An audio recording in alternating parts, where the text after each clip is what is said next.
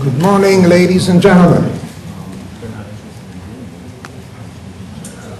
On behalf of the Piłsudski Institute for Research in the Modern History of Poland, I am delighted to welcome you to the first conference organized by the Piłsudski Institute and the Polish Studies program of the University of Columbia.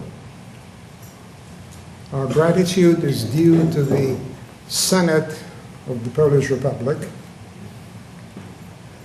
and the Semper Polonia Foundation of Warsaw for their support of this important event. We thank Professor Piotr Wandycz for planning and organizing the conference, and Professor John S. Mitskiel for his expert help in this endeavor. We gratefully welcome the distinguished scholars taking part in today's proceedings. More on this from Professor Mitskiel, to whom I now turn over the meeting. Thank you, Jacek. Good morning, everybody. Dzień dobry. As I look around the room, I realize that this conference could probably be done almost in Polish. There are only a few people that I see whose Polish is not that good, or perhaps maybe even non-existent, but we will proceed in English just in case you're interested.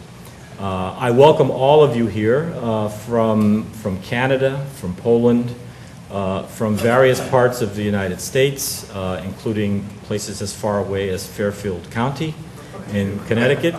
I'm very happy to see friendly faces, including people from the American Polish Advisory Council, and of course the Piłsudski Institute, and Polish educators with the Polish American Congress's Commission on Education, as well as people who regularly visit Columbia and participate in the events that we do on Poland. And you will be happy to know that we do more and more of that sort of thing. We don't do it alone. That is not the smart way to proceed in today's fast-paced world. We look for partners wherever we can. That's why we're particularly happy that the Piłsudski Institute was eager to do this. I have to tell you that without the leadership, if you like, of Professor Wandycz, we probably would not be here today. Because we found out of this opportunity at a moment when it was very difficult to get a room and make arrangements in a city that is preparing now for Thanksgiving and for the holiday season.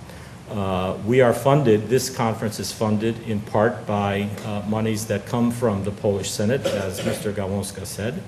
And those monies come both to Columbia and to the Piłsudski Institute through the Semper Polonia Foundation in Warsaw, Poland. And I mention this also because I want to thank them, but as an indication to let you know that things are changing. Not so long ago, monies were going from the United States to Poland, and now monies are coming back from Poland, among other things, to support conferences like this one at Columbia. And that is an interesting turn of events that most of us would not have thought about, say, 5 years ago. We're happy that we're able to do this. We're particularly pleased that there are people who are participating who are not Polish, not of Polish descent. So we have colleagues from the Ukrainian community. We have colleagues from the Lithuanian community who were kind enough to overlook General Żeligowski's occupation of Wilno in the period after World War I and opted to help us do this anyhow. And we're very pleased that we have this sort of cooperation both between Poland and the United States and among our colleagues. My job is just to welcome you and to introduce the chair and the discussant of panel number 1, and that is Professor Timothy Snyder, who's sitting next to me. Professor Snyder is from Yale University.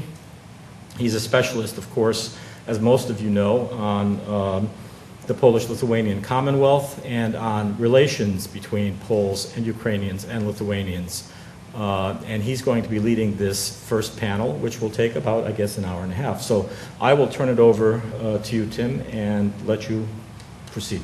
Thank you very much. Let me just say a brief word introducing both of our paper givers before they proceed.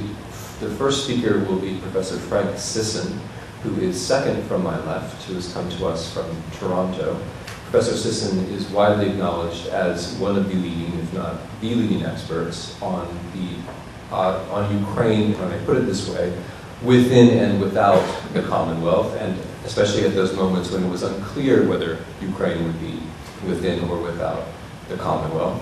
Professor Sisson will be speaking on foreign policy in the First Republic, as will Professor Andrzej Nowak to my immediate left. Professor Nowak has kindly come to us from Krakow. He is known for his publications which connect the foreign policy concerns of the First and Second Polish Republics to international relations theory generally and to concerns of the Polish state today. So they will speak in this order: first Professor Sisson, then Professor Nowak, and then, depending on what they say, which will be new to me as it is to you, I will offer a few comments at the close of the session. So without further ado, Professor Frank Sisson. Yes. And I think we are also chronologically divided. That is, I do everything up until part of the 18th century, when Professor Nowak will take over for the 18th and 19th century. As you can see, this is always unfair. We who do the early period always have to do at least 500 years, 400 years, and then our colleagues who come at the end usually tell us about, the past decade or some such thing. So I have to telescope this. I also find that I regret that my colleague Andrzej Kamiński is not here. He frequently disagrees on my views, and I will try and present his views and my views, if not always creating confusion out of this. What I would like to do is discuss particularly what I see as the essential period for the development of the foreign policy of the old Commonwealth, and that is the changes that occur from the 16th century into the 17th century. Now, I do not dismiss the importance of the Middle Ages, but I think all of us who deal with these periods realize that our knowledge of 14th and 15th century Polish life is based largely on a number of chronicles and rather scanty evidence for telling us about policy, why people do things, how they defend what they do. That information increases greatly in the 16th century and allows us, I think, to treat already the statesmen of the 16th century. At times we know them, I would argue, better than we know some modern statesmen, not to speak of the current American administration. I sometimes feel we know a lot more about our early modern figures. The delineation of national and international in European affairs is very much a product of the early modern period. The Treaty of Westphalia of 1648 established an international order and a definition of sovereignty that provided a framework for the emergence of the sovereign state. Still, the transformation of the European order, which Theodor Raab has described as the struggle for stability, was a slow process. The 16th century had brought neither Habsburg domination of Europe as a Holy Roman Empire, nor Ottoman extension of the Dar Islam to the heart of Europe. The conflict between the two empires had weakened each imperial system, thereby permitting the emergence of fully sovereign states. Nevertheless, the Ottoman imperial ideology remained intact, and the Habsburg ideology adjusted only slowly. Within Christian Europe, the 30 Years' War is usually seen as the watershed dividing the Europe in which religious conflict could inspire wars and determine loyalties from the Europe in which rulers and states determined war and peace in accordance with their own interest, using religion largely for legitimization of their activities. Still, no sharp line can be drawn as to when the change took place, particularly in the zones of East Central Europe, where intermixing of religious groups remained more pronounced. The mid-17th century has been seen as the time that the sovereign territorial state became the major political form. But despite the recognition of princes' rights within the Holy Roman Empire, the question of sovereignty and national relations was still very much an open one in Europe. Complex relations among vassals, protectorates, and subordinate political entities remained common in the mid-17th century. From Spain to Livonia, from the Netherlands to Transylvania, congeries of political entities and vassalages of rulers and lands prevailed well into the end of that century. Generally, the 17th century is seen as a time when princes and states assume primary control of foreign affairs, limiting the activities of powerful lords, cities, and leagues. Largely due to the increasing capacity of princes and states to wage war, provincial lords or estates could no longer challenge their control of external affairs. And I put these all in quotes because the question of what's external and internal is difficult to decide. Consequently, the age of the Catholic League and Wallenstein gave way to the age of Louis XIV and Leopold I. However, this increasing control by rulers and states over their subjects and external affairs was far from universally recognized in the 17th century, especially in the eastern reaches of the continent.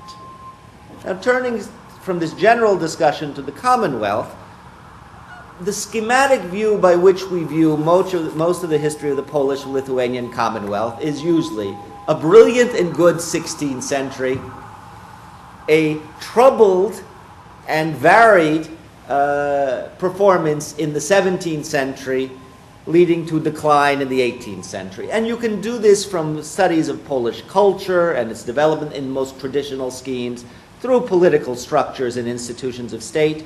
And I think as well, this would what would be seen in most examinations of what might be called foreign policy.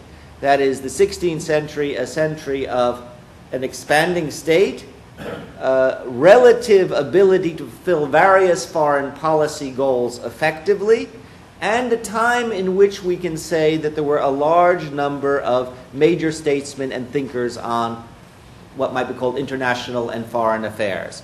A number of these were historians, which probably makes most of us historians very favorable towards them.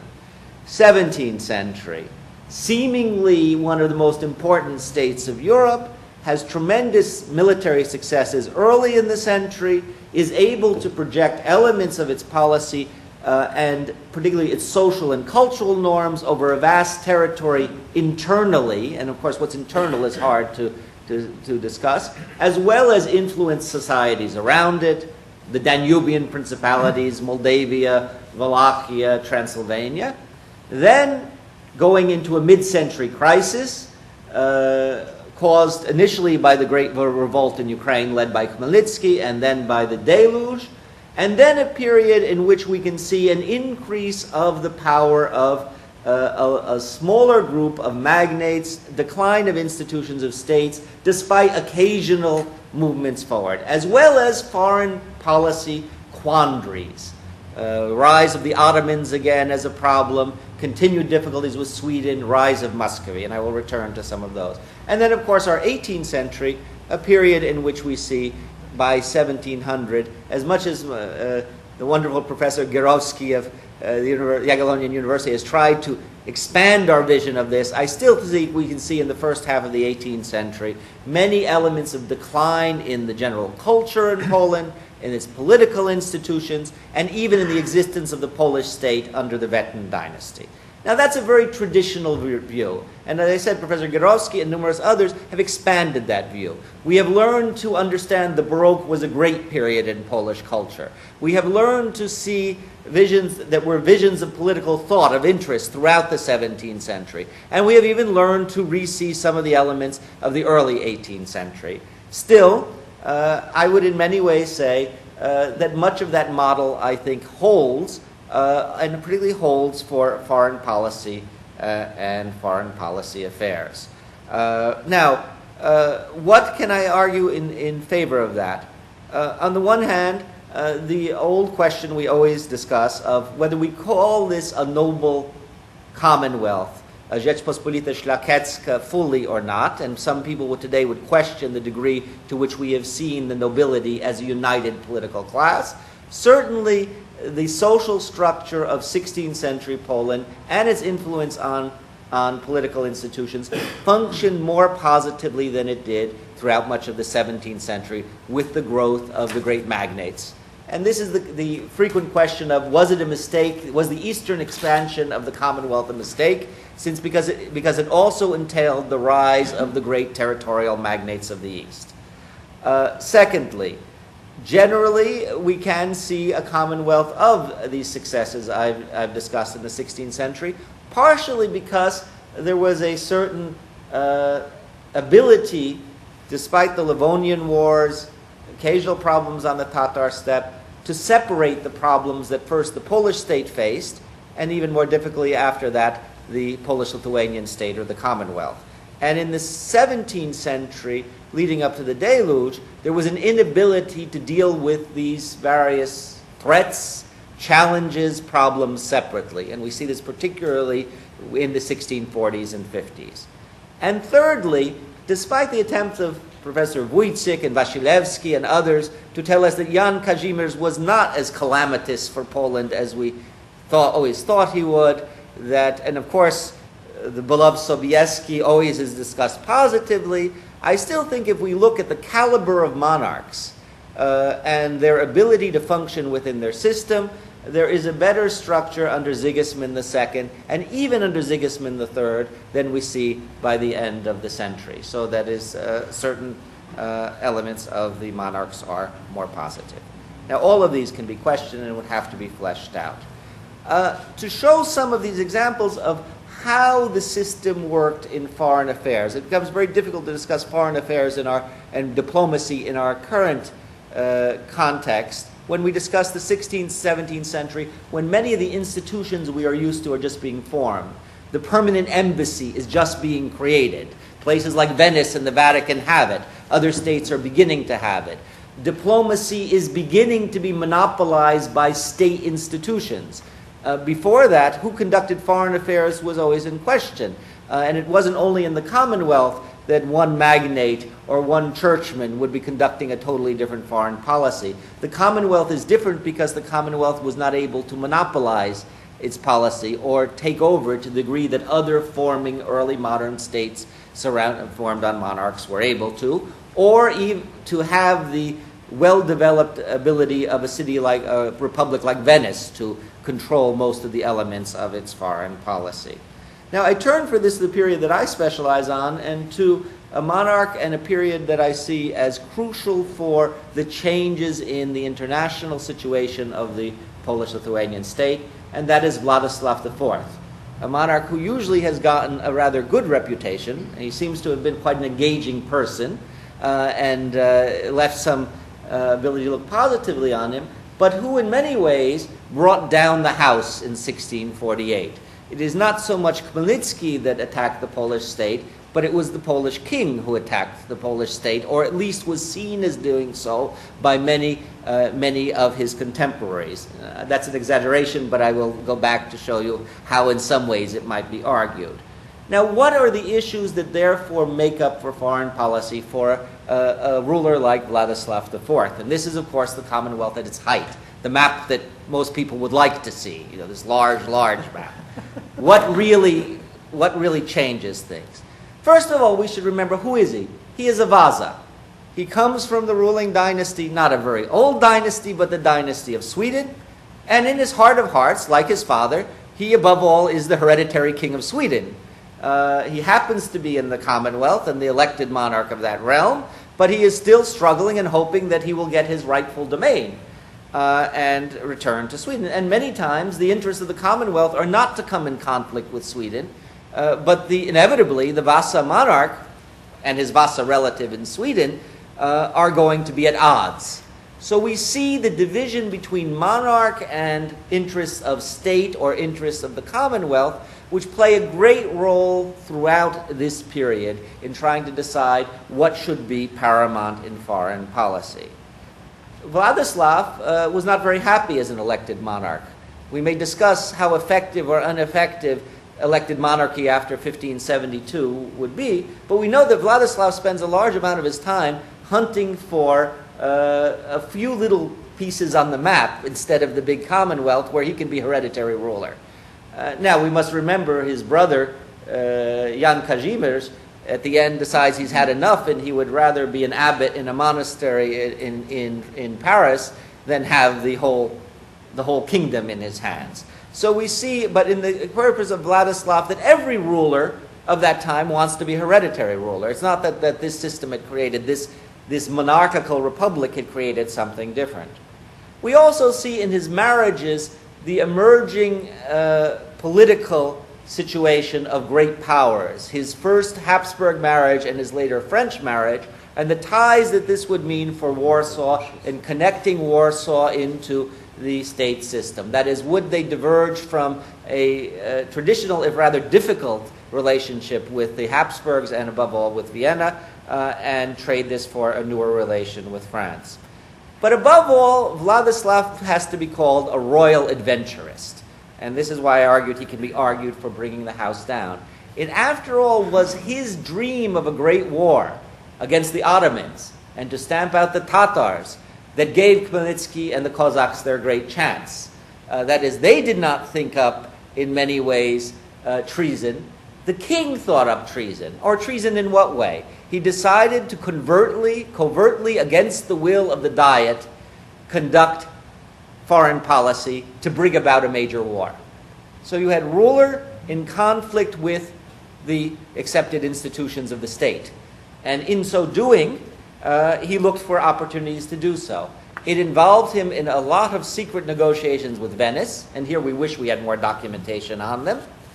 It involved him with a new plan, a plan to stamp out the Tatars, to find a way that the Tatars would attack the Commonwealth so that he could force the Diet to respond, using the Cossacks and his new alliance with Muscovy, and then draw in the Ottomans. And out of this was to come not only the conquest of new lands, which the Commonwealth was not, as a political entity in its institutions, not terribly interested in it, but as well the ruler hoped he could become an absolute monarch, or at least have a lot more power than he had before. So we see foreign policy being used as an attempt to change internal Commonwealth political structures. And that's the difficulty of saying what's external and internal. He used to do this, he tried to enter a new sphere. Remember, he also was ruler, Tsar of Muscovy, on one of his titles as well. I mean, this was a man who had potentials all over in many ways. He was willing to come to an accommodation with Muscovy, Russia, as a way to carry on his great Ottoman war policy. And the question of whether his policy was faulty as vis-a-vis Muscovy, Russia, underestimated the potential threat, is still in question to this day.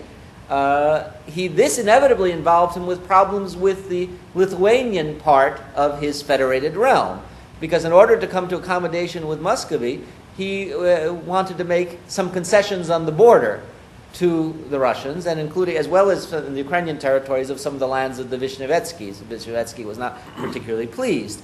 So his great plan involved all kinds of other consequences. Now, it did lead to the secret treaty of 1647.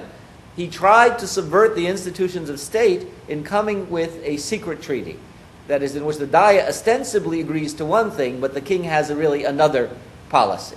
And so in this we see the conflicting institutions of that state. He also tried to ignore the religious realities of the Polish-Lithuanian state. And here, when I mentioned Professor Komiński, I mentioned it because Professor Komiński is a great proponent of the Union of Brest as being quite positive from the start. And others would see that although whatever the long-term consequences of the Union of Brest in the 19th and the 20th and the 21st centuries, that in its initial phases, it was neither successful for the Ukrainians and Belarusians who entered the Union in religious and cultural terms, nor was it terribly successful for the Polish-Lithuanian state because it involved that state in intractable religious controversies. I would say even more so, we also have to be realistic in looking at the old Commonwealth to think however much in the 21st century one can assume that the civilizational model of religion propagated by Huntington is an exaggeration when we talk about the relations of, say, regions of Ukraine, that in the 16th and 17th century religion played a much greater role. and the ability of the Polish state, however much it tried to bridge the problems of religion, were always in many ways a papering over. It was always a chasm between the Orthodox world and the Catholic world that was very hard to build a state over. And of course, particularly hard with the rise of the Counter-Reformation, which changed the nature of the Catholic partner in that state. And Vladislav IV wanted to both conduct a new union. In 1647, he actually thought he could still bring all the Orthodox into union with Rome. At the same time, he was about to launch a war using the Orthodox army, the Cossacks, to fight against them. And then finally, it was Vladislav, whether he said it or not, we can never be sure, that mentioned to Khmelnytsky, you have a sword by your side, so why don't you go out and use it? Now, what he wanted to do was to use the Cossacks as part of finding a way to get the Tatars to attack, to unleash this whole war plan. But of course, what he was doing, if you look at it from the point of view of the political structure of the Polish-Lithuanian state, he was siding with a non-noble constituency against the nobility for his own purposes. Now, there were other magnates who also did this, who were nobles. He was not the only one. I've just brought up the ruler as a case in point. And what he did, I've tried to argue, is he activated almost all fronts for the Polish-Lithuanian state. Now, I think many of you have played diplomacy, I hope, in time. And we all know when we get Austria-Hungary or Germany and we play that board game, we've got certain problems that our colleagues who have Britain and Russia and France don't have, right? We're stuck in the middle, right? Well, if you conceive of this huge commonwealth as potentially in the middle, but not initially. Initially, the Commonwealth did not seem to be fully surrounded by problems on all sides. And as I said, in the 16th century, it effectively dealt with it. Muscovy in the 16th century was largely outside of the European state system, and it was good for the Commonwealth to be that way. Sweden was not yet a problem or threat. The Ottomans had been a long-term problem, so you had a southern problem and in some ways a western one for the Commonwealth. What Vladislav did by his chain of events was he united all the Commonwealth's problems, initially by the southern problem, and then as Khmelnytsky is more and more successful, and Khmelnytsky runs his own foreign policy, and is trying to get, at any one time, the Swedes to attack the Commonwealth from the north and other such ways, this unleashes a whole series of problems which are the things worked out for the next 100 years. Now, how then would I call this Commonwealth as a effectiveness in what might be called diplomacy or foreign policy? As I've said, in the 16th century we know quite a bit. We have many missions in the 16th century. The Commonwealth is sending these missions as it's formed abroad. It's able to have considerable influence in Europe. It continues to have it for a remarkably long time period in the 17th century. And frequently, as we know historically, long after the time of the internal greatness and strength of the empire, I'm not calling the Commonwealth an empire, but I'm just saying empires generally, they tend to be able to project an aura of it. Long after the Ottomans were in decline, people took the Ottomans seriously. I think a bit of the problem of the Commonwealth in the 17th century is that. Khmelnytsky, by the way, says once of them, and where are those Poles that I knew before, as he's defeating him in these battles? But it was shock that they were so ineffective in the initial phases of the struggle. For a while, the Commonwealth, and particularly we see the Sovietsky period, I would argue, as part of this still ability to project considerable strength, largely because of its social structure. That Commonwealth of the 1569 is both a great success and a great failure. It's successful in most of its social models in welding together an elite with a certain degree of uniformity and dedication to a certain number of institutions. But unsuccessful in other ways. I think we have perhaps overestimated its degree of homogenization or ability to integrate into its structure. After all, we call Janusz Radziwiłł a traitor in 1655, but we should remember that as late as 1588, when the Lithuanians came up with their law code, they neglected to mention the existence of the Commonwealth. They didn't really want to know about it yet. For them, Lithuania was still a state, and in many ways, Lithuania reasserts itself at the end of the 17th century as a state again. And of course, the Ukraine, which is the weak point of the old Commonwealth, I think because of the social structure, the inability to understand the differing Ukrainian social and religious structure that made it impossible for the Polish gentry model to fully be integrated into the Ukrainian territories when you had an incipient other elite, the Cossacks. And then the Counter-Reformation. I mean, we may go back and forth at discussing, I don't want to overestimate, as the 19th century did, the influence of the Jesuits at changing all mindsets, but the mindset of the Commonwealth of the second half of the 17th century is a long way from the Polish toleration of the 16th century, and in that the Commonwealth has problems. Institutionally, there were a number of issues the Commonwealth could never succeed in overcoming. Union of Lublin is really quite wonderful, we all assume. And I think in many ways it was. It was effective, it worked. Some of the Lithuanian oligarchs or magnates were not particularly pleased at the loss of territories, but to a considerable degree it's an interesting real union that occurs between two states.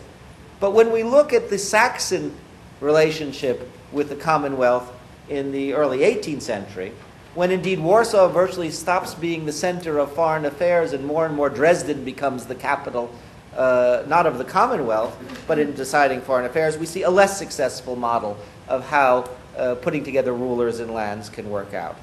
The Commonwealth's great problem, diplomacy in the 17th century was all very good, but you needed an army to have diplomacy. You also needed a fleet, I might add, and they try on that.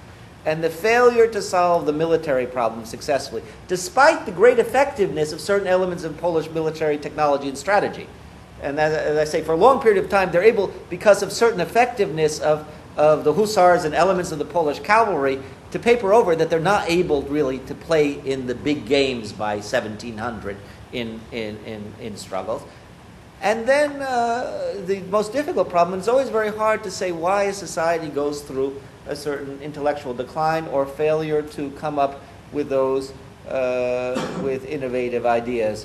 But there is definitely, despite the various attempts at reform of the 17th century, a general decline going on a certain intellectual level and an inability of that culture to bring forth new models. Now, I realize I have not given you an account of diplomatic missions, of all of the intricate attempts by which all of these problems were faced and discussed. And these went on in the 16th century and in the 17th century and in the 18th century. I've tried to present instead a broader framework of this. And the only reason I can justify myself is, after all, I didn't get a decade to talk about. I got a much longer period. Thank you.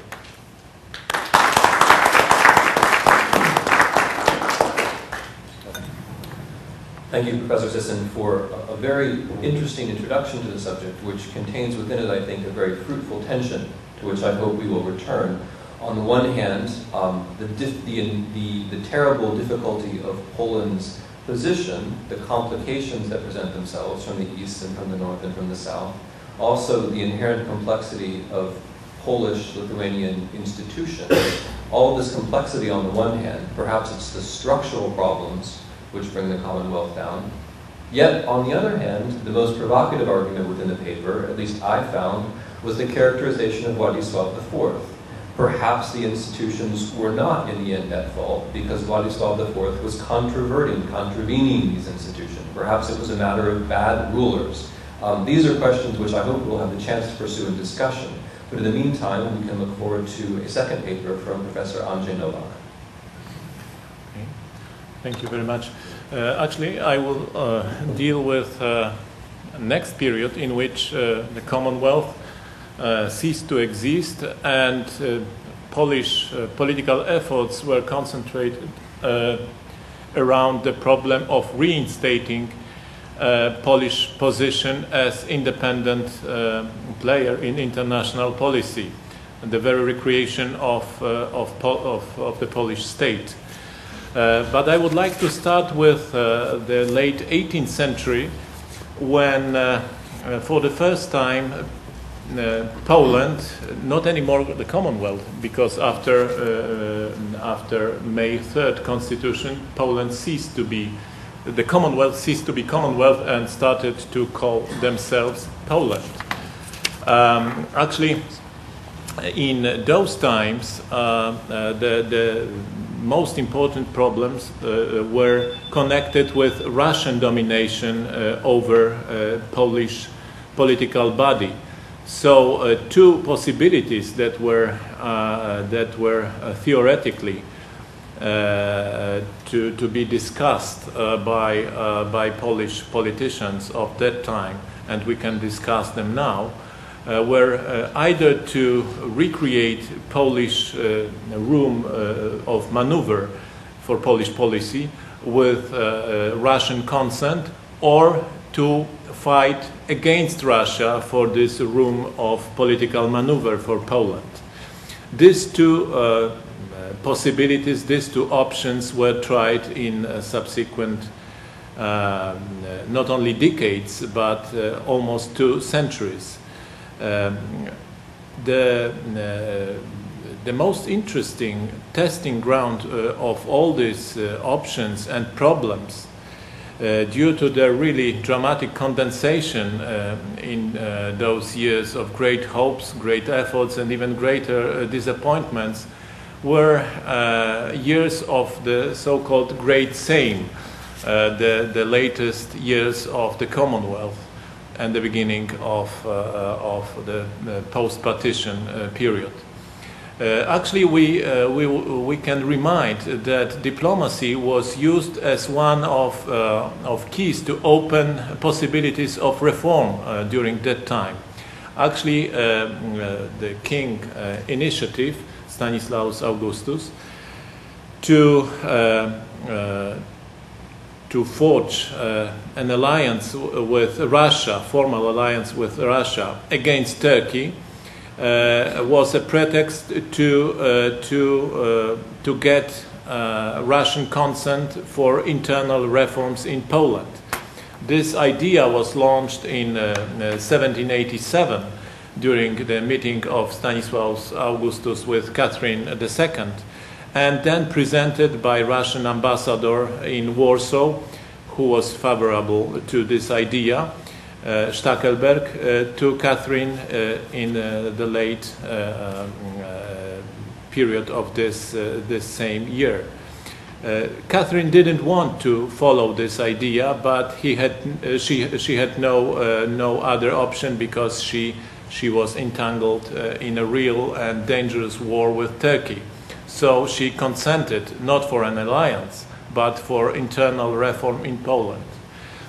Then, during the reform, during the Great Sejm, during the following 4 years, an anti-Russian, so to speak, option prevailed within the Polish public opinion. And then we have a very interesting situation when the public opinion, as represented by the majority, or at least the most active part of the Great Sejm representatives, noblemen, that were debating over internal reforms of the Commonwealth, were so overwhelmed with an idea of anti-Russian, I would say, options and alliances, that they enforced to some extent Prussian alliance with Prussia in March 1719 against, I would say, first impressions of the king, Stanislaus Augustus, who was much more, I would say, if not timorous, then at least much more afraid of taking risky steps in Polish diplomacy. He was quite aware of Russian possibilities to crush Polish, so to speak, efforts of getting independence against Russia. But nevertheless, the king, along with his diplomacy, was overwhelmed with this enthusiasm of the Great Sejm, and they took the Prussian alliance as their new policy. They could also look for another option that would strengthen Polish possibilities of fight against Russia, namely to look for alliances with two powers, or ex-powers, I would say, that were waging wars against Russia in that time, that is with Turkey and with Sweden. These two ideas were very much on agenda during the Great Sejm, but still the most important element in all those ideas of organizing a system of alliances that would help Poland to regain her independence vis-à-vis Russia was England. England as the superpower of that moment that could withstand Russian, so to speak, pressure on Eastern Europe and help creating a viable coalition with Prussia, with Poland, with Turkey, and with Sweden at that time. And this idea was also promoted very actively by a Polish envoy in London, Franciszek Bukaty, and left an important trace in Polish, I would say, foreign policy imagination. The main problem, however, was that Poland at that time, and actually for next 2 centuries, I would say, never played an important role in British, I would say, political imagination. So only for a moment when Poland could be used as an element of to some extent it could be called diplomatic blackmail against Catherine by William Pitt, by British Foreign Secretary and Prime Minister for some time. Poland was a place of some interest for British strategists, but for the most time Poland had no independent role in British strategy for Eastern Europe. So the main problem for Polish diplomacy at that time was how to persuade, how to recreate this aura that was mentioned by Professor Sisson of real possibilities of Poland as independent player in Eastern Europe, how to recreate this aura in Polish, so to speak, Western partners for this idea. This problem is, I would say, still with us. Western partners that would be the best from the Polish perspective of regaining Polish independent position in Eastern Europe never were persuaded completely that Poland is an important and really independent player in this place of Europe.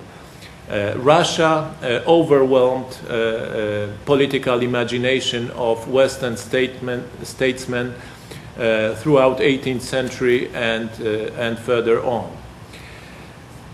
The other option, however, the option to get Russia's consent for Polish internal reforms and making more, I would say, room for maneuver for Polish political body and Polish foreign policy, had actually similar problem as the opposite option, namely how to persuade Russia, how to persuade Russian political elite, how to persuade Russian Tsar or Tsarine in this respect, to treat Poland not as a kind of annex to Russian power, but as a partner for this power in Eastern European policy. And this problem was also not solved by the king and his diplomacy prior to the Great Sejm. Both options failed actually after the Great Sejm took a decisive step not only of introducing Prussian alliance but also of introducing internal reform in May Constitution, May 3rd Constitution. During this particular moment, May 3rd, we can see another, I would say, another example of Polish diplomatic efforts, constant problems. Namely, I would like to recollect that diplomacy was used on that very day, May 3rd, to influence internally Polish Sejm, to influence envoys to this Sejm to accept May 3rd Constitution. There were staged reports, reading of reports of Polish envoys from London, from Copenhagen, from Turkey, and all other places where Poland had its envoys, that tried to portray the international situation as very dangerous for Poland, and then, because of that, asking, so to speak, for a solution in the form of hereditary throne that was introduced in May 3rd Constitution. Right after the Constitution was accepted in Sejm, in order to influence Sejmics in turn, all foreign, so to speak, reports from foreign legacies of the Commonwealth took a completely different position. Now the international arena is clear for us, for Poland. After May 3rd Constitution, the foreign, so to speak, context had changed completely, so we have nothing to be afraid anymore. And both of this, I would say, uses of international international arena, so to speak, informations were not very realistic. Especially the second one was used only instrumentally to influence, so to speak, internal political arena in Poland. And this met its revenge in 1792, when Catherine, after winning war against Turkey and Sweden, and when France decided to start war with Austria, just unleashed possibilities for Russia to repress Poland. This optimism of May 3rd Constitution was changed in turn with brutal reality, in which Prussian alliance proved to be really fruitless for Poland, and hectic effort by the Polish king to step back to the previous idea of pro-Russian, I would say, orientation was proven futile. Actually, this last effort of Polish diplomacy to ask Catherine for her consent to a hereditary throne in Poland, but not with a Saxon ruler, but with a younger heir of the Russian throne, Grand Duke Constantine, was totally useless at that time, because Catherine wanted to eliminate Poland at that time completely from the map of Europe. It was too late for Russian, so to speak, orientation, and Western orientation proved to be unrealistic at that time. The situation was changed dramatically, not only with the end of this optimistic Great Sejm, so to speak, period, but also and Russian invasion in Poland in 1792. but also with the French Revolution and its influence on the general international arena in Europe. A new and very important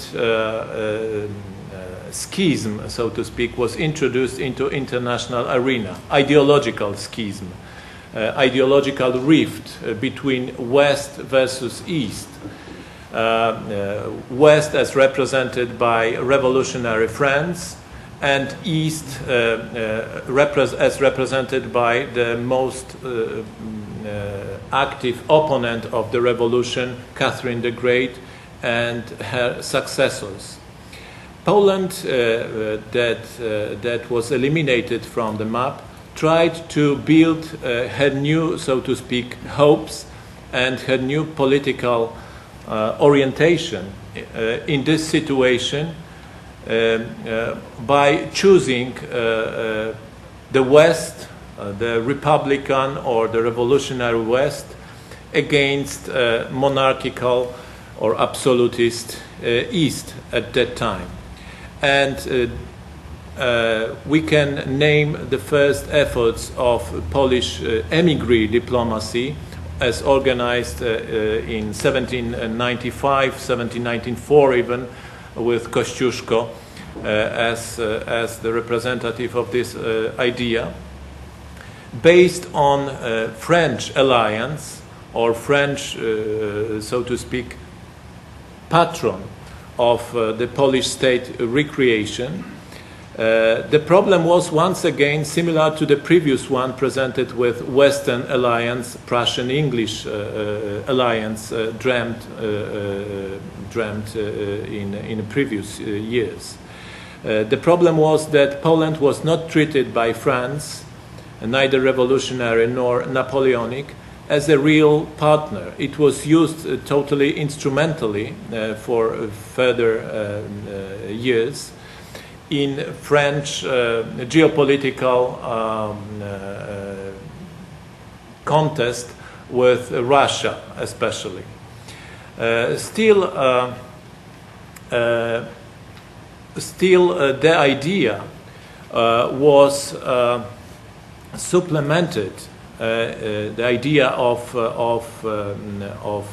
leaning Polish hopes, Polish political hopes on Western revolutionary or Napoleonic partner with a new, completely new idea of finding allies in nations, not in governments, but in nations that are oppressed as the Polish nation was oppressed by this new post-partition situation.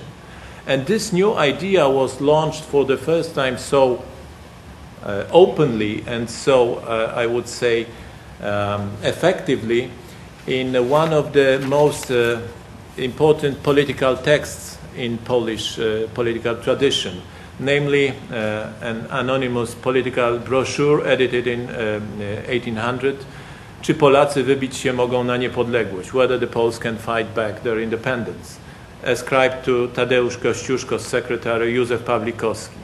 This was a vision of Poland operating not only within the former Commonwealth's borders, but inciting revolutions in all three empires of Habsburg, Hohenzollerns and Romanovs that partitioned the Polish-Lithuanian state. Pawlikowski urged Polish political elites to launch a war of opinion against the Tsardom within the Russian nation, as well as to raise non-Russian nations, with Ukrainians in the first place, against the empire that was portrayed as the prison of nations.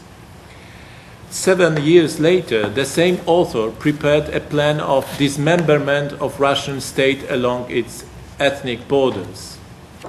New Polish patriotism and new Polish, I would say, political strategy began to identify its role as a leader of nation awakening movements in Eastern Europe.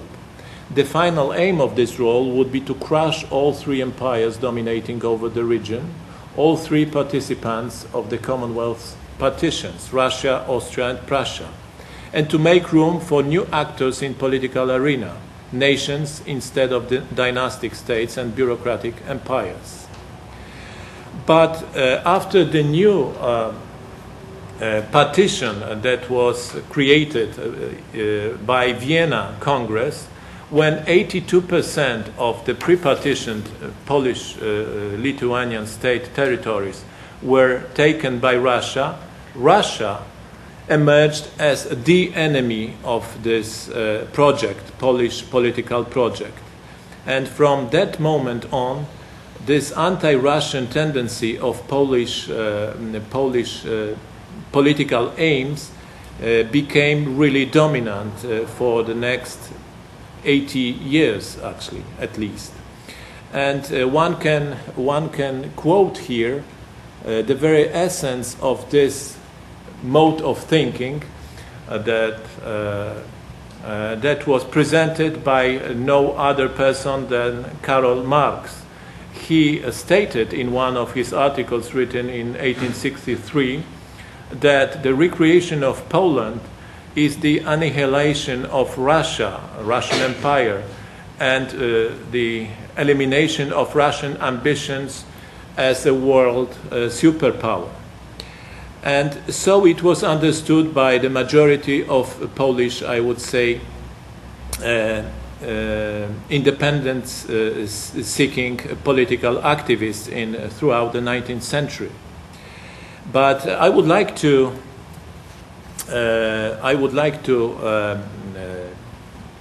enumerate here several possibilities of realizing this scenario of diminishing Russia's position and recreating instead Polish independent position in Eastern Europe. First, to lean on a Western partner once again. France, as it happened during the Grand Duchy of Warsaw, and was developed further during the émigré diplomacy after November uprising.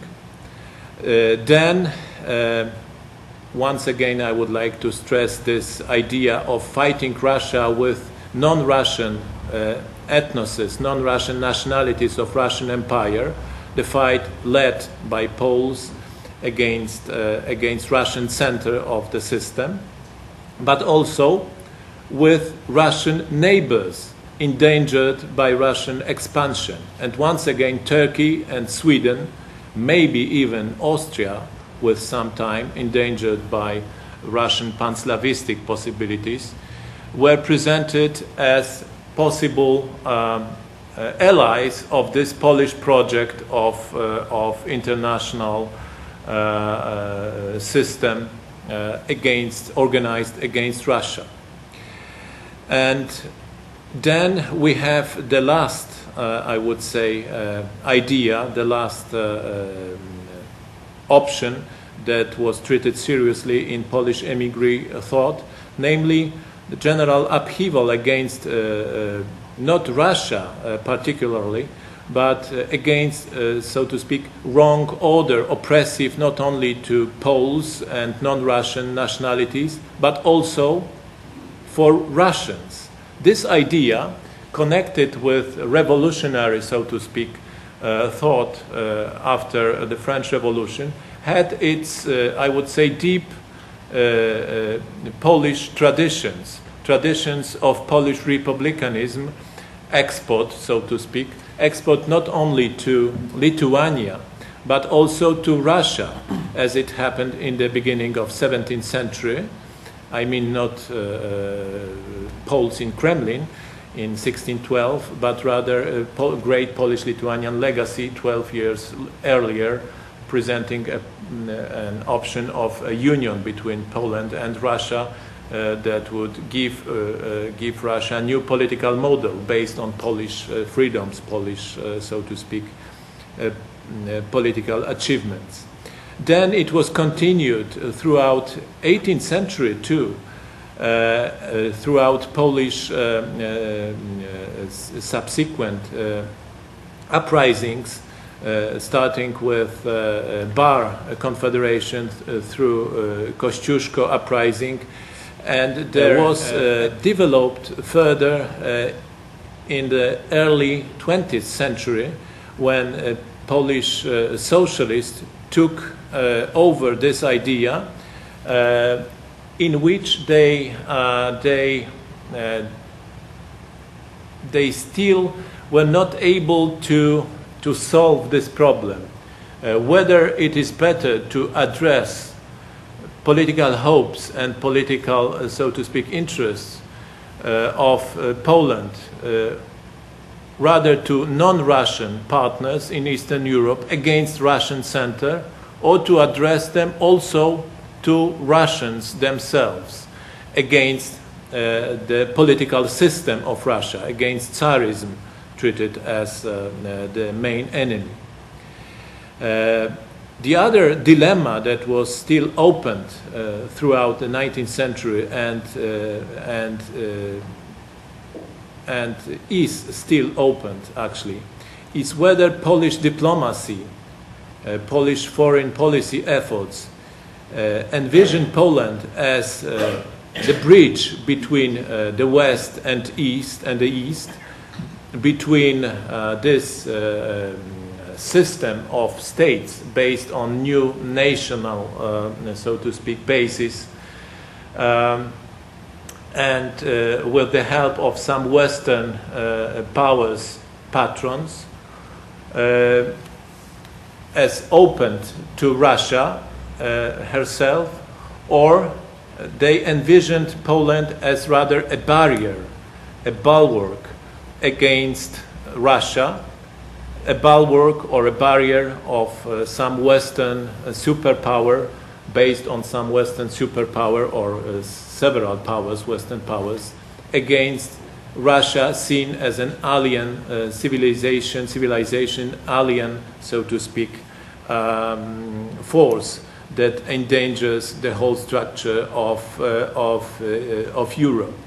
This dilemma, which of the two options serves better Polish interests and which is more realistic, is still, I would say, open, and in this way we can use 19th century Poland, non-existing politically, Poland, as an interesting element of our political imagination that could serve also our contemporary discussions. Thank you.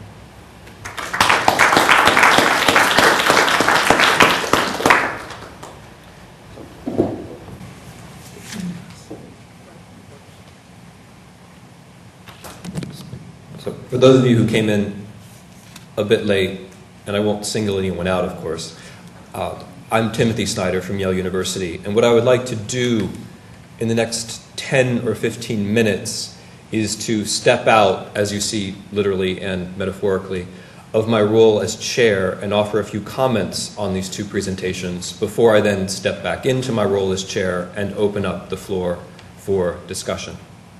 These have been two, I think, unusually interesting papers, both in their scope but also in their provocative theses, some of which I would like to bring out and offer comments upon. I would like to begin with the idea of sovereignty itself, a word that we take for granted, but a word which, as Frank Sisson reminds us, only comes to mean what we think it means in the course of the early modern period, when one person, a sovereign, can start to make a plausible claim upon total power or exclusive power over territory. It is with this idea of sovereignty that comes our modern notion of foreign policy as exercised by a sovereign or by a centralized state. There is an implicit problem here for Poland, and not just in the 19th century, in the Commonwealth as well. It is rather unclear that Poland at any point, except perhaps in the imagination of those who were debating the Constitution in the late 18th century, had a sovereign in the sense that other early modern states had sovereigns.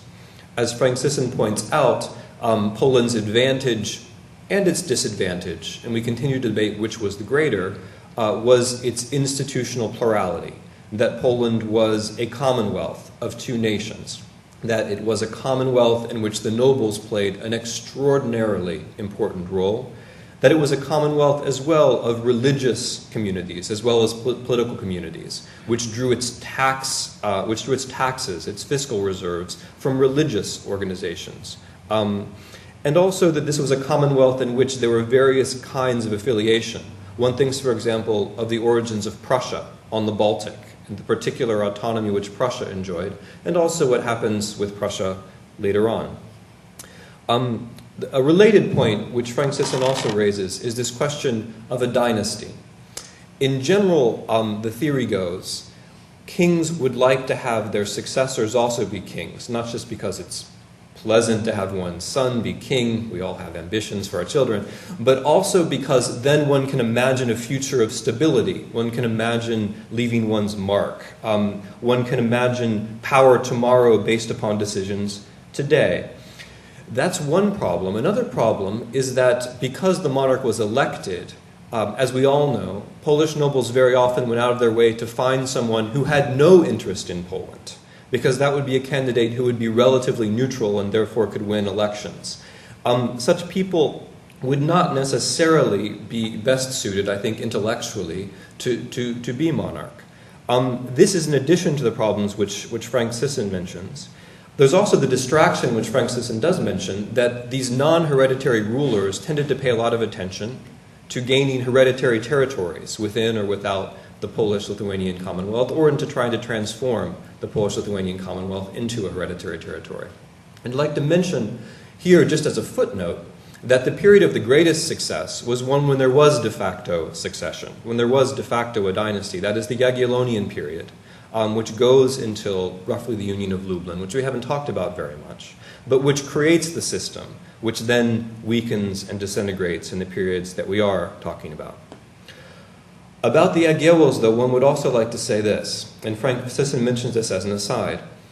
Poland does not have control of the Baltic in quite the same way that other European countries have control of their seacoasts.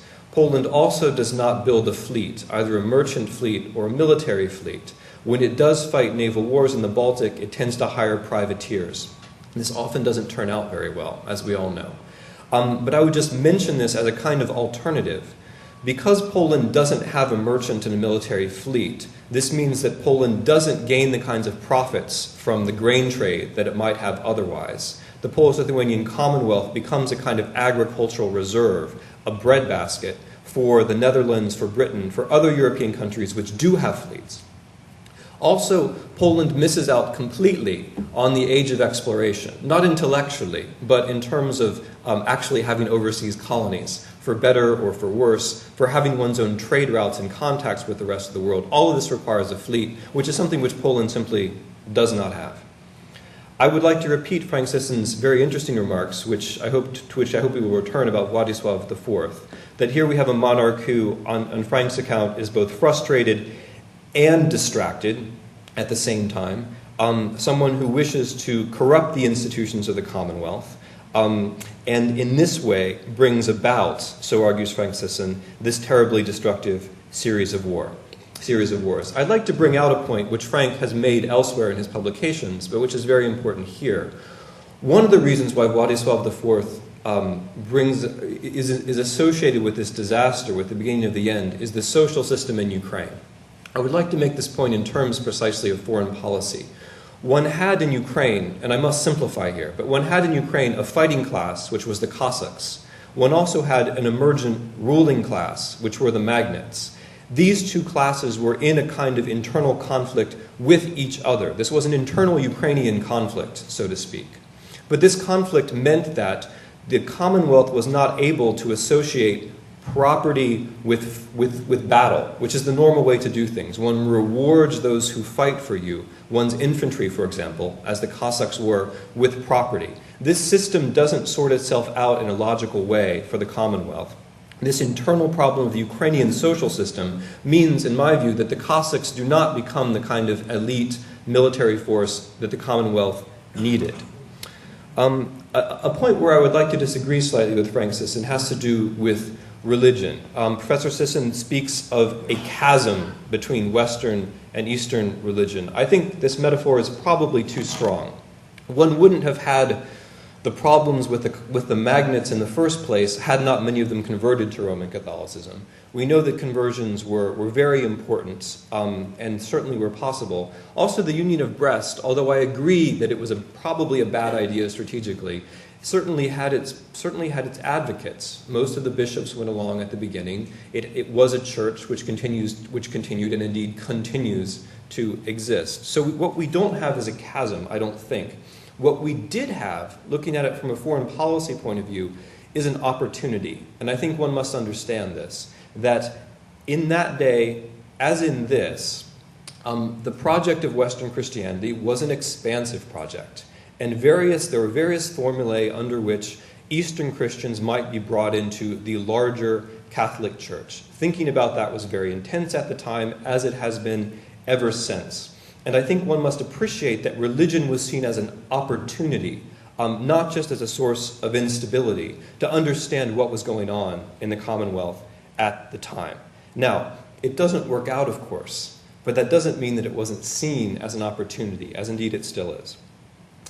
An aside here, or a conceptual point. Integration versus assimilation. These are a characteristic Polish debate about the East, which I think one can begin to understand here in terms of religion. Is the thing to do vis-a-vis the East to integrate, that is, as one does in the 1620s, to have an Orthodox Church that is within the Commonwealth and loyal to the Commonwealth, of which, for example, Petro Mohyla is the most famous exemplar? Or does one assimilate, that is, with the Union of Brest, the Uniate Church, and so on? This dilemma between integration and assimilation as a way of dealing with the East continues, of course, over the course of the 19th and 20th centuries to the present day. I would like to just make the argument that what actually ends up happening today is a kind of integration where what is to be offered was not religion. That was the early modern variant, which didn't work out.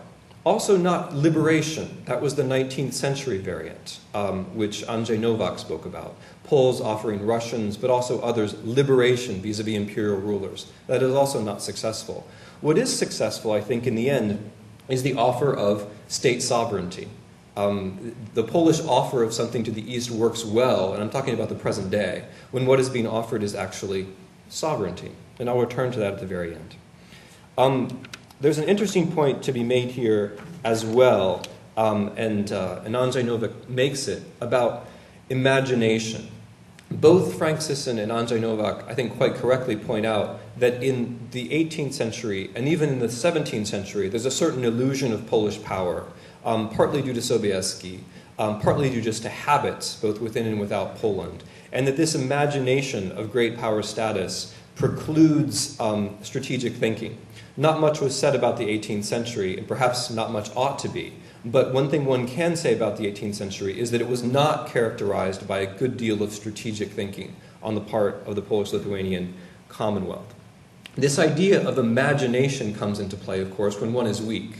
When one is weak, one imagines how other people can help you, which is the kind of imagination that Andrzej Nowak is talking about. The problem with imagination is this. If Poland wishes to bring Britain into Europe on Poland's side, Poland must imagine a Europe in which Poland is going to matter more than it does now. I'm speaking of the 18th century and, of course, also the present day. And then also imagine a way that this might suit Britain's interests, and then persuade the British or whomever else it might be that such an intervention is all going to work out. This is an inherently complicated project. However, imagination does turn out to be very important in the 19th century in a rather different way. There are very many Polish successes which are imaginary, by which I don't mean that they're not real, by which I mean that they're intellectual. For example, this notion of the East and West, which I think Andrzej Nowak himself was suggesting, was durable. It lasted. And the idea that Poland is in the West, or wherever else it might be, is an idea which has found, well, not only total success within Poland, but also a good deal of success, for example, on the east coast of the United States. Another success, if not in Russia, but elsewhere, was the idea of liberation. Poles had a good deal to do with national ideas as they emerged in the 19th century and as they manifested themselves, for example, in 1848.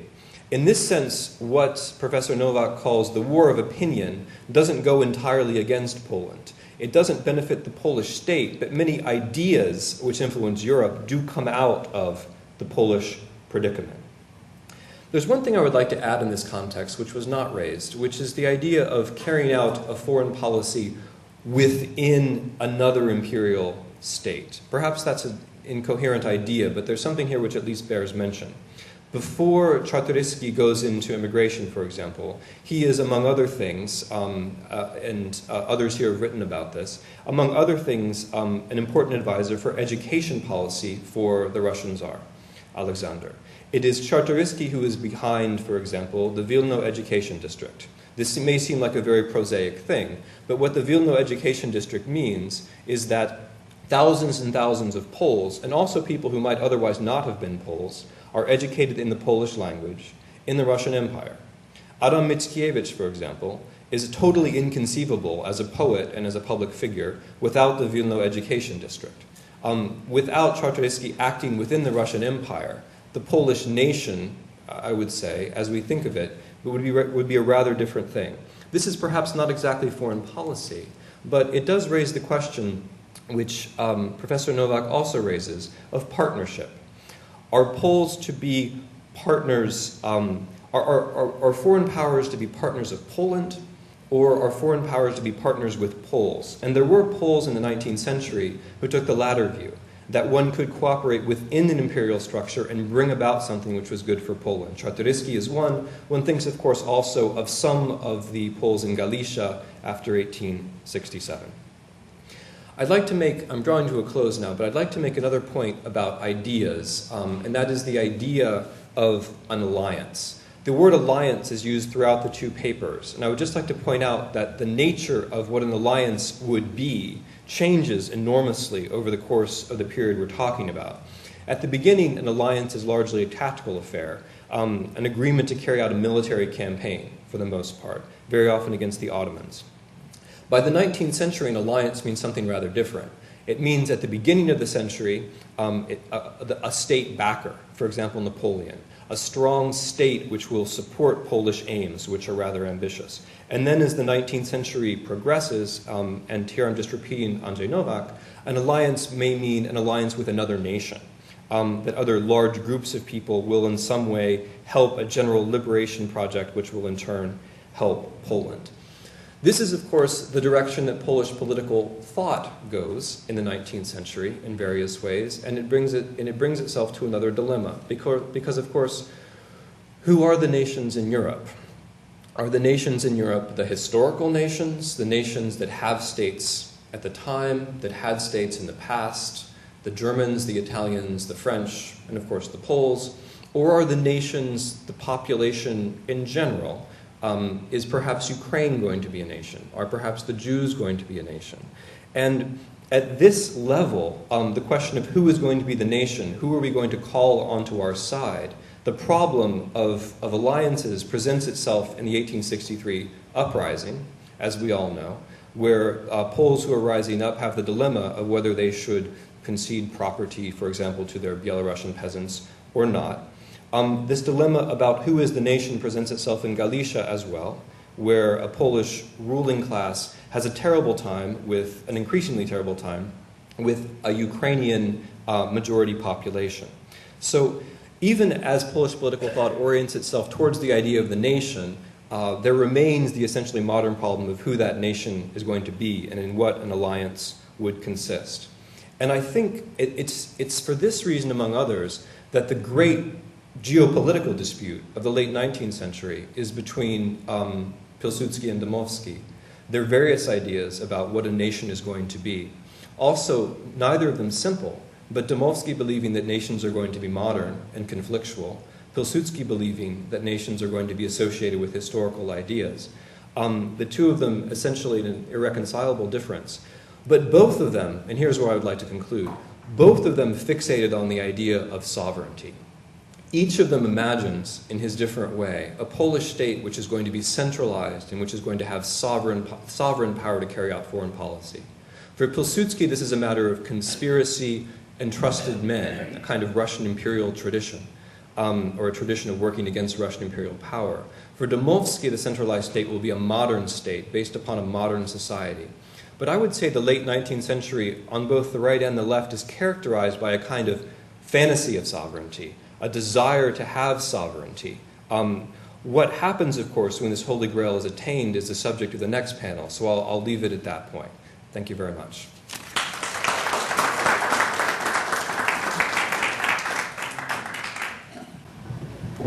So we have about a quarter of an hour remaining for questions. If you could put your comments in the form of a question directed to one of the panelists, that would be much appreciated. I would like to refer to Professor Novak's comment about Piłsudski and Polish socialists thinking of fragmenting Russia on a national basis and being totally against Russia rather than having that option of maybe working with Russian opponents of the empire. And here I would like to remind us that of one thing that Piłsudski wrote after several years in Siberian exile, where he met many Russian socialists who were also in exile. He said, "Scratch a Russian socialist and you will find a Russian imperialist." Lenin said something very similar. Scratch a Bolshevik, you will find an imperialist, something to that effect. However, later in 1920, he did accept the cooperation and support of Savinkov, who was a Russian revolutionary. So that option was not totally exempt. Thank you.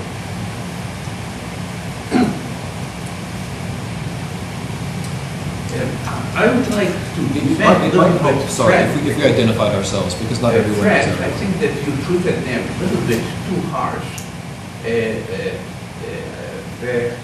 Napoleon created some Polish prince, Polish state, Polish army, and he promised just to create the great Poland. Unfortunately, he couldn't do this because he was defeated. But before the war, when I was still studying in the primary school, I entered the first year of gymnasium when the war started. I remember that was very actually a positive attitude toward the French, toward the Napoleon at that time, and the second most common language in Poland was French at that time. Either it was the international language like the English. And I think that we depended on France all the time. France helped us during the 1919, here on the western part of the Poland. Unfortunately, didn't help too much physically in 1939, but this was the country that was bled to death after the World War I, and really wasn't prepared to face this superpower which was created by the Hitler. So physically, they couldn't do too much to help us. Obviously, at that time, everybody remembered 1939. Everybody was waiting when the French troop and the British troop would enter the Polish border. Obviously, this was a ridiculous idea, but they signed the pact with the Poland, that they declared the war against the Germany, so they did what they could. So the 1939 was fiasco, but till 1939, I think that there was very such a strong relation with the French, emotional and cultural, and all these episodes of the Napoleon War was treated in our history at that time in rather very positive way. Thank you. So this was. Any other questions? And could you please identify yourself? I find it helps when we all know who each other are. The question about the Polish forces entering Moscow. Recently, President Putin alluded to the fact that in the 17th century, Poland invaded Russia and took over Moscow, and this is to remind the Russian people how serious enemy the Polish power can be. Could you please comment on that event, historical event, and also those implications of bringing this to the... Okay. So I will start with at least trying to answer your question. Actually, it goes back to a very well ingrained myth in Russian political imagination. A myth dating back to the very beginning of 17th century. The facts are slightly different from this myth. The facts are that Polish army never took Kremlin by force. They were introduced there by Russian boyars, by Moscow boyars who wanted to escape from chaos that was created not by Poles, but by the great, I would say, peasant and multinational internal war in Russia at that time, Bolotnikov uprising, and some elements of Polish, I would say, private intervention combined with interests of the king, Sigismund III, against which majority of Polish political opinion was. Intervention in Russia at that time deepened this chaos. And so Russian boyars, Russian political elites invited Polish candidate to the throne, Władysław IV, as a future Tsar, and invited Polish army to Kremlin that stayed there for 2 years. One of the most important collaborators with Poland at that time was the family of Romanovs. And this is something that was totally eliminated from Russian, I would say, historical memory. Then the idea was developed that all, I would say, calamities were taken on Russia with Poles and by Poles, by Jesuits and Poles and so on. And the memory of real social and imperial, I would say, sources of this upheaval of the early 17th century were eliminated. And so Poland was created the sole symbol of the greatest crisis of the Russian state. And it was developed further on by Russian culture, by Pushkin, by Mussorgsky, and other great Russian, I would say, writers and composers that established this myth as still vivid in Russian memory. And on this myth, Putin builds its own agenda, political agenda. You need to concentrate around me, around strict power of the sole energetic ruler, because only in this way we can escape from a new smuta, a new internal chaos that our external foes can use. I don't know if Professor... What I'd like to add to that, first remember that the Russian state was in chaos because its dynasty died out. That sort of ties to the other talk. And in the political system of that time, it was inconceivable what rule was. Now that's of course in contrast to the Commonwealth, where people had concepts with or without a monarch, how it was. The second part, which I think is of interest, is the Ukrainian-Polish cooperation alliances are very interesting always in their historical myths. One of the first things that happened after Ukrainian independence was in Sambir, a statue went up to Hetman Petro Konashevich Sahaidachny for the Cossacks who took part in the campaign. Every Ukrainian is convinced in the taking of Moscow. And a moment of great national pride, from which, of course, the Poles virtually disappear. It's very one interprets one's myths later on to fit what one needs. And this also presents problems, and then therefore how pro-Russian forces in Ukraine deal with the Cossacks when the Cossacks are presented in this slide of Petro Sahedachny. I just would like to return for a minute to this issue.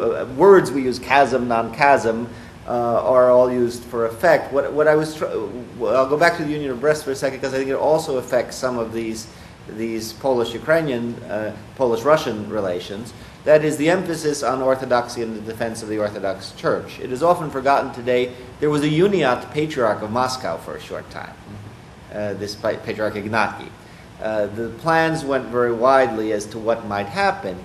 But one of the reasons that Vladislav couldn't become Tsar of Muscovy was he would have had to convert.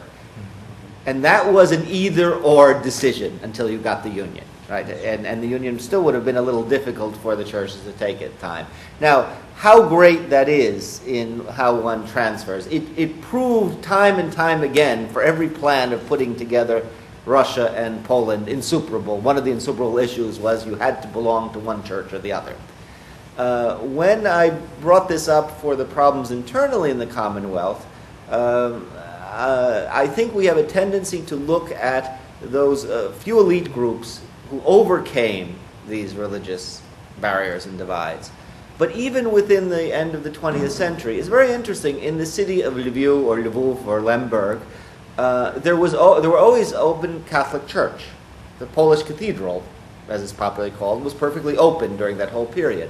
How many good Ukrainian Catholic uniats went to the Polish cathedral, and how many of the people went to the Orthodox churches? Now, a small intellectual elite who believed in Catholicism in a certain way went to the Polish cathedral at least to perform their confession or sacraments. Overwhelmingly, the population went to the Orthodox churches. Those are the same people who now very zealously have returned to the Ukrainian Catholic or Uniat Church. That is, the Uniat neither fish nor fowl will mind so to this day.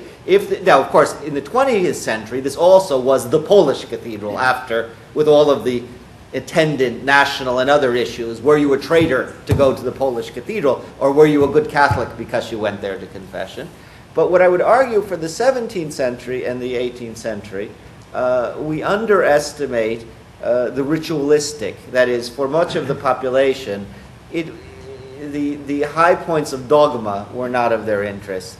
Much more interest was when were you going to celebrate, on which calendar were you celebrating the holidays or not, as to where you went. And that, of course, was very difficult for Catholicism to overcome. We also have shifted our focuses. To my knowledge, St. Josaphat seems to have fallen out of the Polish cults of today. He was very important in the 19th century for Poland. He has been reclaimed historically now by the Ukrainians and the Uniat Church. So this saint of what he did with the Union of Brest now gets reinterpreted in varying ways as to do it. The other thing is, of course, the Catholicization of Poland was only going on in the 17th century in a strange way, on a mass level. That is, there was a change of religious mentality in Poland. I'm not saying that many Poles were not Catholics and Western Christians before, but it meant something very different in the 15th and 16th century to most of the population than what it means by the end of the 17th century. And because of this, what we might call more scrupulous or more counter-Reformation Catholicism, the possibility of bridging the religious gap is it's receding on the one side because the demands are growing from both sides of what being a Catholic was. If in the 16th century we find frequently all kinds of nobles, Protestant, Orthodox, whatever, Catholic, going from house to house, paying no attention as far as we can see to fulfilling many of their religious requirements, by the middle of the 17th century, many begin doing it. And the more religious these societies get in fulfilling them, the more difficult it is to cross over from the one to the other. I might add in Iglesia Day, it's also of interest, despite the great enthusiasm which the Ukrainian Catholic Church came back, and of course it has been a remarkable restoral, 1/3 of the population decided to remain Orthodox. So little or great is hard to decide today, but it also shows the relationship of the Eastern Church is strong, a very strong one between those two groups to this day. It's quite an important underlying point which Frank Sisson raises, one which is very easy to forget from the point of view of the 20th and 21st centuries, namely that when the Jesuits do come to Poland, they find a population which is very much still engaged in what they regard as entirely antiquated, surprising pagan practices. So it is very much the case that one of the reasons why Poland, I think, was such a model of toleration, why the Golden Age worked as it did, was that Western Christianity had not laid down the kinds of roots which it would later in Poland. And I think on this larger point, Frank Sisson is quite right. We have a couple of minutes remaining, which I would like to cede to Andrzej Nowak, who would like to make a couple of concluding remarks. Actually, I would like to comment on this problem that was raised both by Professor Sisson and in Professor Snyder's commentary. I think that at the bottom of the problem of integration versus assimilation is exactly religious problem that stems from the Polish-Lithuanian Union.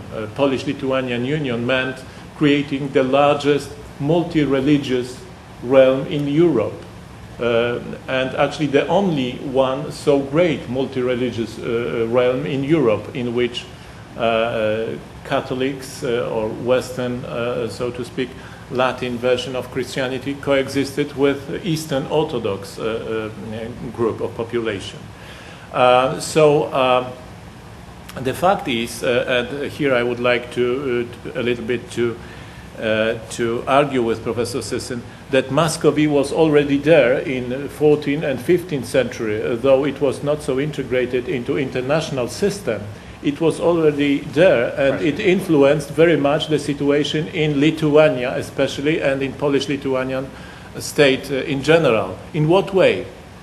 Muscovy was the sole Eastern Orthodox country, and so it could influence, it could use religion as its leverage against Lithuanian and then Polish-Lithuanian state. So for the latter, for the Polish-Lithuanian state, the only way was to integrate somehow this population in order to withstand this growing pressure from the religious center that could be used against at least half of population of the Polish-Lithuanian Commonwealth. And this, so to speak, religious element of Russian or Muscovite influences in the Polish-Lithuanian state were a real factor, a real danger for this state for many centuries. So I see Brest Union as an effort to integrate, however, I would say calamitous effort in its consequences, but an effort to integrate the population of the whole Polish-Lithuanian Union in one church that could withstand this pressure from alien, geopolitically aggressive source of sovereignty from Muscovy that had just reached its highest status as a separate patriarchate of Eastern Orthodoxy just before the Brest Union was organized. And so I would like to go finally to the point made by Professor Cięciała. Actually, it seems to me that integration versus assimilation is exactly the problem that is crucial for this dilemma of whether we would like to have Ukrainians, Belarusians, and Lithuanians as partners, or we can imagine also Russians as partners. As long as we exclude Russians, we have to integrate somehow this Ukrainian, Belarusian, and Lithuanian realm into some, I would say, not only political, but cultural unity that creates internal stresses, internal problems between Polish center of this union, of this common realm, and, so to speak, Ukrainian, Belarusian, and Lithuanian outskirts of this concept. And only when Russia, as a separate magnet for some parts at least of Belarusia, or for all Belarusia, and some parts of Ukraine, cease to be an alien element, this problem of integration cease to be so acute, because there is no, I would say, alien eastern border, border on which this clash is inevitable. The problem is that, however, religion is not so important nowadays as it was in 17th or 16th century. The question is whether the political civilization and cultural differences created throughout centuries by difference of religions can be eliminated even nowadays in our relations with Russia. Can we hope for finding at least these contemporary Savinkovs that could collaborate with us, with Western culture, with Europe? I would like to add that I, of course, am aware of Savinkov because I wrote a 600-page thick book on the subject. Okay. Yeah, okay. Yeah, of course. Thank you. And just one thing, the Union of Brest arguments and getting them away from Muscovy makes perfect logical sense. It has one problem. There is not one piece of documentary evidence to say anyone thought that way in the 16th century. And the problem that I would argue why this is of significance is they wrote a lot about the Union of Brest. They justified it in many ways. And there were many anti-Muscovite forces in the Polish government. And if you would put forth that argument, you would think this would be a positive. And yet no one ever says in the 16th century, the reason to do this is because of Muscovy. And that's why I question whether it was in their mind at the time. I, for one, find it very cheering that these issues still give rise to controversy, both historical and intellectual. And I hope you will join me in thanking Professors Novak and Sisson for, I think, a wonderful start to today's conference.